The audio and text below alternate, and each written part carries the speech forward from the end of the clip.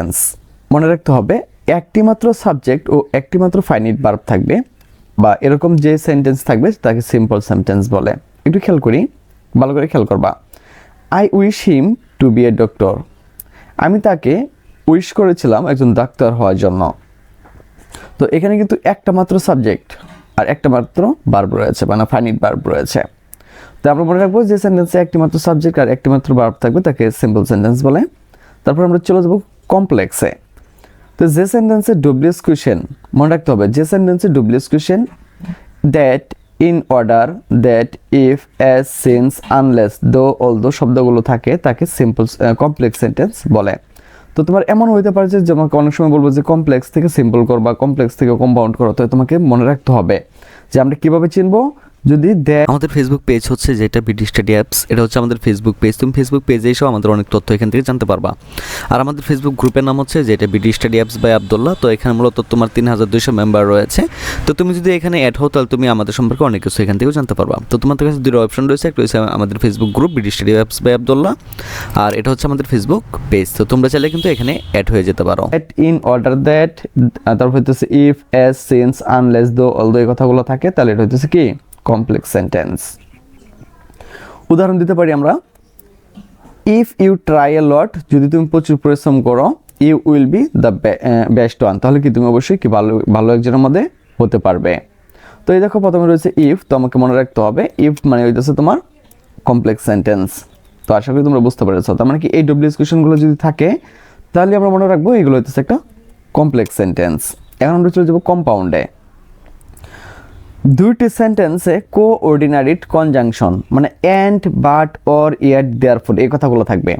And, but, or, yet, therefore এই কথাগুলো থাকবে, তখন মনে রাখবো এটা হচ্ছে একটি কম্পাউন্ড সেন্টেন্স। ফর এক্সাম্পল, উদাহরণস্বরূপ বলা যায় আই লুকড অ্যাট ইউ, আমি তোমাকে দেখেছিলাম, অ্যান্ড আই এম সারপ্রাইজড, এবং কি আমি সারপ্রাইজড হয়ে গেছিলাম, মানে আশ্চর্যান্বিত হয়ে গেছিলাম। দেখেন তো মাঝখানে কিন্তু কনজাংশন হিসেবে কাজ করতেছে অ্যান্ডটা। তো আমরা এখান থেকে মূলত তোমার 9টা নিয়ম দেখব। তো 9টা নিয়মের মাঝখানেই তোমাদের সব কিছু হয়ে যাবে। তো তোমার এই জন্য তোমাকে যেটা করতে হবে ধৈর্য সহকারে ভিডিওটি দেখতে হবে। আর তারপর তো আমি তোমাদেরকে সেশন দেবো, এখান থেকে কমন পড়বে। তো একটু আমি তোমাদেরকে নিয়মটা দেখিয়ে নেই। তো 1 নম্বর, as, since, when. As, since, when কমপ্লেক্সের ক্ষেত্রে। তো অ্যাজ, সিন্স, হোয়েন যুক্ত বাক্যের ক্ষেত্রে যদি এটা কমপ্লেক্সে থাকে আমরা সিম্পল কীভাবে করবো আর সিম্পল থেকে কম্পাউন্ড কীভাবে করবো আমি এইভাবে বোঝানোর চেষ্টা করছি। তাহলে অ্যাজ, সিন্স, হোয়েন যুক্ত বাক্যের ক্ষেত্রে মেন ভার্ব যুক্ত দুটি ক্লজ এবং সাবজেক্ট একই থাকবে। তো এটা আমরা যখন সিম্পল করব তখন আমরা যেটা করব, অ্যাজ, সিন্স, হোয়েন ভার্ব উঠে যাবে, মানে অ্যাজ, সিন্স, হোয়েন এগুলো যেগুলোই থাক না কেন প্লাস ভার্ব পর্যন্ত উঠে যাবে। তারপর যেটা করতে হবে, অ্যাজ, সিন্স, হোয়েন যুক্ত বাক্যের মেন ভার্বের সাথে আইএনজি যুক্ত করতে হবে। তারপর একটা কমা বসবে, তারপরে মেন ক্লজের দ্বিতীয় সেন্টেন্সটি বসবে, যদি এটা আমরা সিম্পল করতে চাই। আর যদি কম্পাউন্ড করতে চাই তাহলে as, since, when plus verb উঠে যাবে, পরে সিন্স প্লাস হোয়েন যুক্ত বাক্যের verb subject verb plus extension বসবে, একটা অ্যান্ড বসবে প্লাস মেন ক্লজের দ্বিতীয় সেন্টেন্সটি বসবে। তো এটা খুবই সহজ, আমি তোমাদেরকে একটু উদাহরণের মাধ্যমে বোঝানোর চেষ্টা করি। দেখো ভালো করে, এখানে ছিল অ্যাজ, সিন, হোয়েন। তো এখানে হোয়েন দ্বারা শুরু হয়েছে। When I looked at you, যখন আমি তোমাকে দেখছিলাম, আই বিকাম সারপ্রাইজড, আমি কি তোমার মানে কি আশ্চর্যান্বিত হয়ে গেছিলাম। তো এটাকে আমরা কি করবো, সিম্পল করবো। তো সিম্পলের ক্ষেত্রে ওরা বলে দিয়েছিল মানে সিন্স, অ্যাজ, হোয়েন যুক্ত বাক্যে মেন ভার্বের সাথে আইএনজি যোগ করতে হবে। এখানে মেন ভার্ব কিন্তু এই যে লুক, ঠিক আছে, লুকের সাথে হয়ে গেছে কি লুকিং, পরে গেছে কি অ্যাট ইউ, আর যে অ্যাট ইউ কমা, তারপরে আমরা কি লিখবো পরে আমরা এখানে যে সাবজেক্টটা নিয়েছিলাম, যেমন এই সাবজেক্ট ছিল কি তোমার আই, ঠিক আছে, এখানে আইটা আর কিছু হবে না, মানে তুমি সাবজেক্টটা প্রথমে নিয়ে ফেলছি, এই যে ইউটা করে ফেলছো। হ্যাঁ, আর যে লুকিং অ্যাট ইউ, এই যে লুকটা হয়ে গেছে লুকিং অ্যাট ইউ, তোমাকে আমি দেখছিলাম, পরে আমি সারপ্রাইজ হয়েছিলাম, তো এই আইটা আর হবে না, একটা কমা দেওয়ার পর সবটাই নেবে, বিকাম সারপ্রাইজড। এই তো উত্তর শেষ। এখন যদি আমরা এটা কম্পাউন্ড করতে যাই, কম্পাউন্ড করতে সময় ওরা বলছিল আমাকে যে subject plus verb plus extension আমাকে নিতে হবে। তাহলে দেখো আমাকে সাবজেক্ট ভার্ব ফোন যাইতে হবে। তাহলে আই লুকড ইউ, আমি তোমাকে দেখেছিলাম। তো এনে তোমার সাবজেক্ট হচ্ছে আই, আর তোমার হচ্ছে লুক মানে হচ্ছে কিন্তু ভার্ব, এই যে ভার্ব আমরা বসাই দিয়েছি লুকড ইউ, এই যে ইউ। পরে আমাকে নিতে হবে কি একটা অ্যান্ড নিতে হবে, মেন ভার্বের দ্বিতীয় ক্লজ বসবে, ঠিক আছে, কিন্তু আমাকে একটা অ্যান্ড নিতে হবে, এই যে অ্যান্ড, অর বা বাট এগুলো নিতে হবে আমাকে। তো আমি এখানে অ্যান্ড নিয়ে নিব যে অ্যান্ড বিকাম সারপ্রাইজড, আমি কি তোমাকে দেখার পরে কি আশ্চর্যান্বিত হয়ে গিয়েছিলাম। তো আমি তোমাদের জন্য একটা টেস্ট দিচ্ছি, সেটা হচ্ছে when I so the snake, যখন কি আমি মূলত সাপটাকে দেখলাম, আই রান ওয়ে, তো আমি কি এখান থেকে পালিয়ে গেলাম।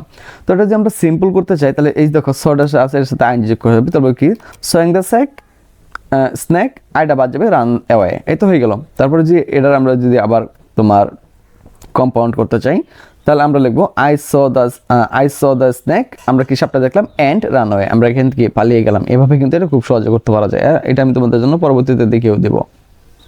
2 নম্বর নিয়ম, অ্যাজ সিন্স হোয়েন, খেয়াল করবা লাগবে এটা, অ্যাজ সিন্স হোয়েন।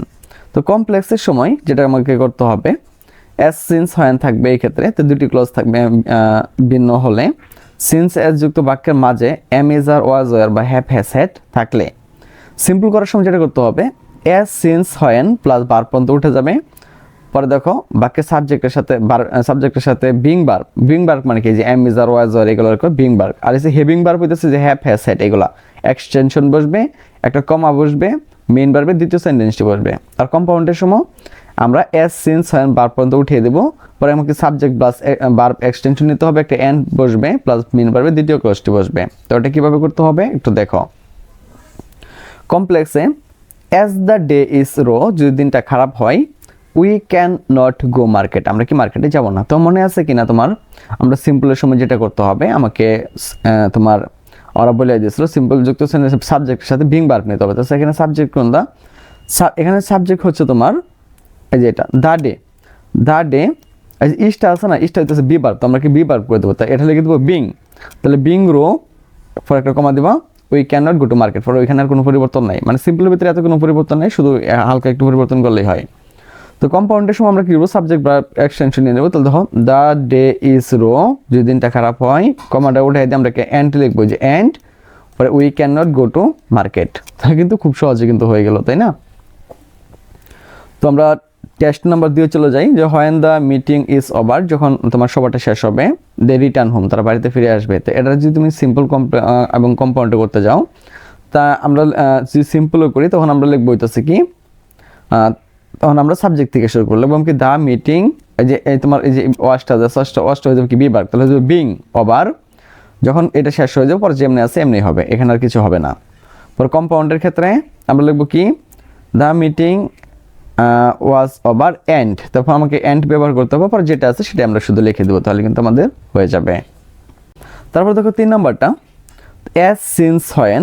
তো এটারও আরেকটা নিয়ম রয়েছে, সেটা হইতেছে অ্যাজ সিন যুক্ত বাক্যের ক্ষেত্রে দুটি ক্লজ এবং সাবজেক্ট একই ব্যক্তি বস্তুকে নির্দেশ করলে, মানে দুইটা ক্লজ থাকবে, যদি একই ব্যক্তির এটা বোঝায়, তাহলে সিন্স হোয়েন যুক্ত বাক্যের মাঝে am is are have has এগুলো থাকে, আর যদি থাকে তাহলে সিম্পল করার সময় যেটা করতে হবে, আমাকে ওই পর্যন্ত উঠিয়ে দিতে হবে, ঠিক আছে।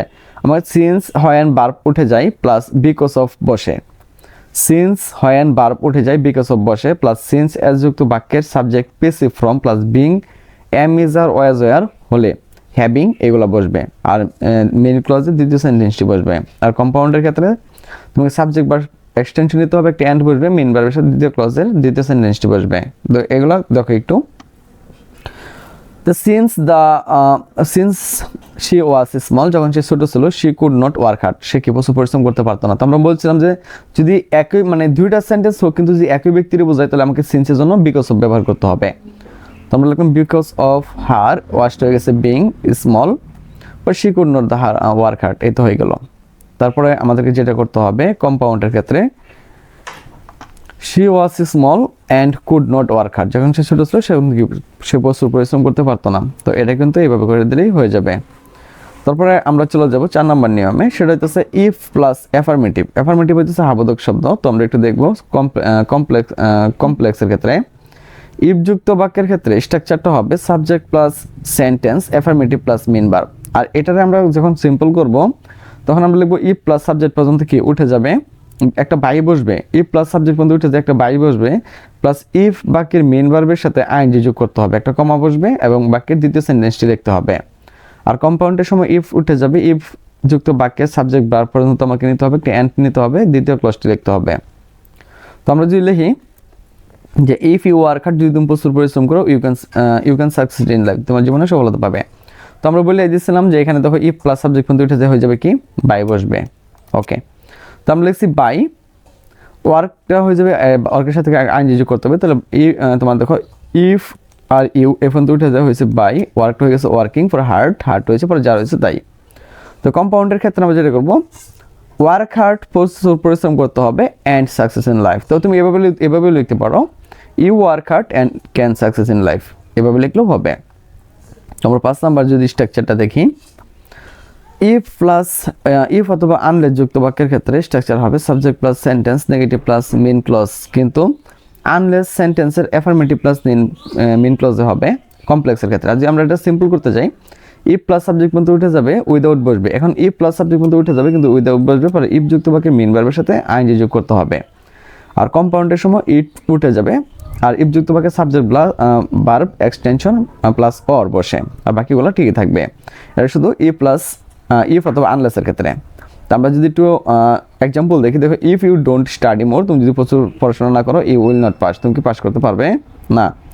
তাহলে আমরা দেখো এই যে নেগেটিভ পর্যন্ত লিখে নিলাম, তাহলে এটার জন্য আমরা লিখবো কি, উইদাউট, পরে স্টাডির সাথে একটা আইএনজি যুক্ত হয়ে যাবে স্টাডিং মোর, পরে যা আছে তাই হবে। পরে কম্পাউন্ডের সময় আমরা সাবজেক্ট ভার্বগুলো নিয়ে নেব। তো স্টাডি এখানে ছিল স্টাডি, তো আমি স্টাডি থেকে নিব স্টাডি মোর, পড়াশোনা করো, এই কমান্ডে উঠে হয়ে যাবে কি, অর, পরে যা আছে তাই হবে। তো আশা করি এটা বুঝতে পেরেছ। তারপর আমরা 6 নম্বর নিয়মে চলে যাই, আমি শর্টকাটভাবে করার চেষ্টা করতেছি। So that, in order that, যদি এইগুলো পাও তাহলে কি করবা।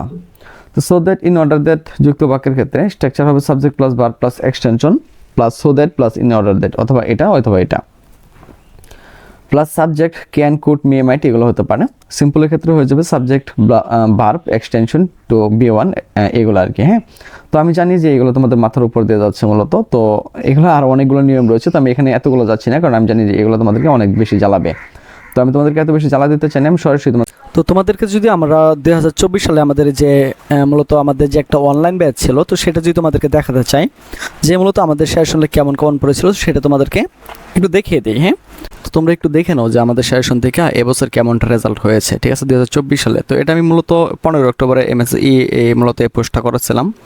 তো 2024 সালে যে আমাদের সেশন নিয়ে কার কেমন রেজাল্ট হয়েছে, জাস্ট তোমাদেরকে একটু দেখাতে চাই রেজাল্টগুলো। দেখো স্যার, আমার রেজাল্ট জিপিএ 5, আলহামদুলিল্লাহ, আপনার সাজেশন পেয়ে আমি খুবই সন্তুষ্ট এবং পরীক্ষার শতভাগ কমন ছিল, আপনার কাছে অনেক কৃতজ্ঞ স্যার। ঠিক আছে, তারপর দেখো যে আরও আলহামদুলিল্লাহ 4.21।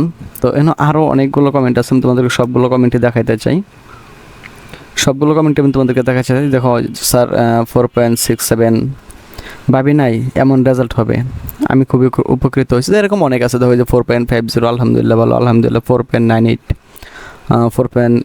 আপনার হচ্ছে 79, তারপরে হইতেছে জিপিএ 5 পাইছে 4.58, 4.21, আলহামদুলিল্লাহ 4.54। তো এরকম কিন্তু আমাদের স্টুডেন্টরা প্রতি বছর রেজাল্ট করে থাকে, ঠিক আছে। তো তুমি চাইলে কিন্তু আমাদের শেষগুলো নিয়ে নিতে পারো, তাহলে আশা করি তুমি এরকম ভালো একটা রেজাল্ট করতে পারবে। আর যদি একটু মনোযোগ সহকারে পড়ার চেষ্টা করো, তাহলে আমাদের সেশন থেকে 100% কম পাবে, আর তুমিও জিপিএ পেয়ে যাবে, এটা আমি মনে করি। তো চলো এখান থেকে তো লাইভ দেখাচ্ছি।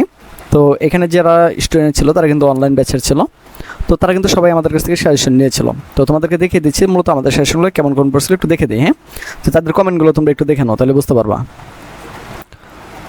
এগুলো না, তো একটু দেখায় দিই যে দেখো ব্যবস্থাপনা দ্বিতীয় পত্র পরীক্ষা কেমন হলো, এখানে কমেন্টগুলো তো রয়েছে, একটু দেখায় দিই এখান থেকে। হ্যাঁ, সরাসরি দেখাচ্ছে যে আলহামদুলিল্লাহ ভালো, আলহামদুলিল্লাহ, আলহামদুলিল্লাহ।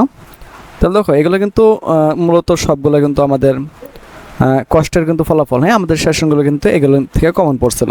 তারপর আরও দেখায় যে অফিস ম্যানেজমেন্ট পরীক্ষা কেমন হয়েছে, এখান থেকে যদি তোমাদেরকে আমি কমেন্টগুলো দেখাতে চাই, তাহলে তোমরা দেখতে পারতেছো যে আমাদের সেশনগুলো থেকে কেমন কমন পড়ছিল।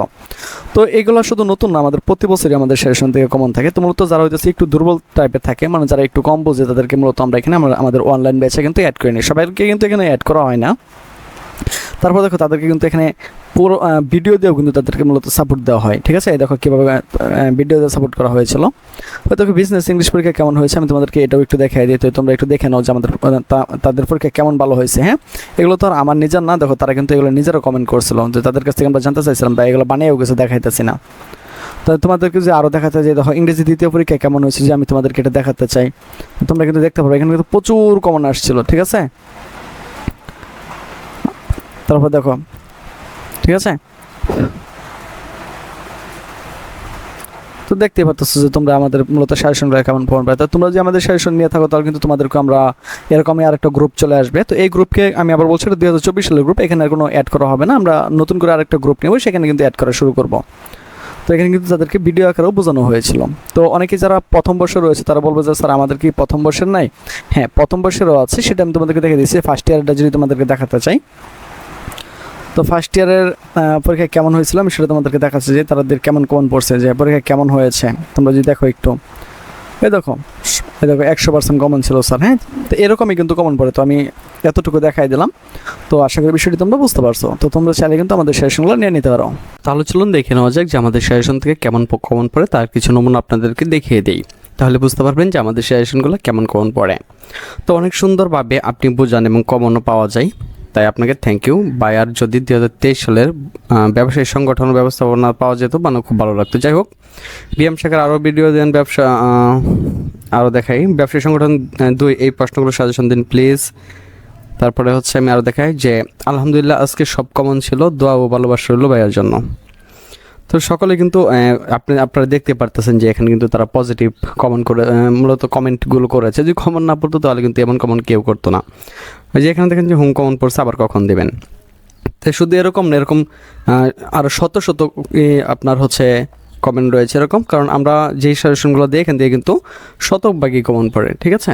কারণ আমরা ওইভাবেই সাজেশনগুলো তৈরি করি। তো আপনারা দেখতে পারতেছেন যে এখানে যে কমেন্টগুলো আছে এগুলো কিন্তু সবগুলোই বিএমের। হ্যাঁ, তো এগুলো কিন্তু সবগুলোই বিএমের।